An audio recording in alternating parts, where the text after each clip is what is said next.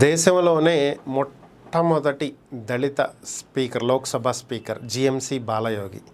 ఇప్పటి తరానికి కొద్దిమందికి తెలియకపోవచ్చు, కానీ పాత తరానికి తెలుసు. దురదృష్టవశాత్తు ఒక హెలికాప్టర్ ప్రమాదంలో ఆయన ప్రాణాలు కోల్పోవటం జరిగింది. ఆయన తరువాత 2002లో ఆయన శ్రీమతి అమలాపురం నియోజకవర్గం నుంచి ఎంపీగా ఎన్నికయ్యారు. అయితే గత ఎన్నికల్లో ఆయన కుమారుడు హరీష్ ప్రయత్నించినప్పటికీ కూడా టీడీపీ తరపున ఆయన విజయం సాధించలేకపోయారు. కానీ ఈసారి మాత్రం అమలాపురం ఎంపీగా 3,42,000 ఓట్ల మెజారిటీతోటి ఆయన విజయం సాధించి మరొకసారి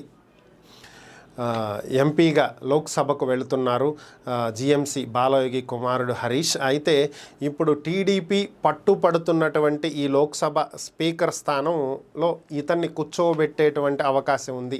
గతంలో తండ్రి నిర్వర్తించినటువంటి అదే బాధ్యతలను ఇప్పుడు హరీష్ కొడుకు నిర్వర్తించే అవకాశం ఉంది అనేటువంటి వార్తలు అయితే వినిపిస్తున్నాయి. దీనికోసమే టీడీపీ ఒక లోక్సభ స్పీకర్ స్థానం మాకు కావాలి అని చెప్పి అడుగుతుంది.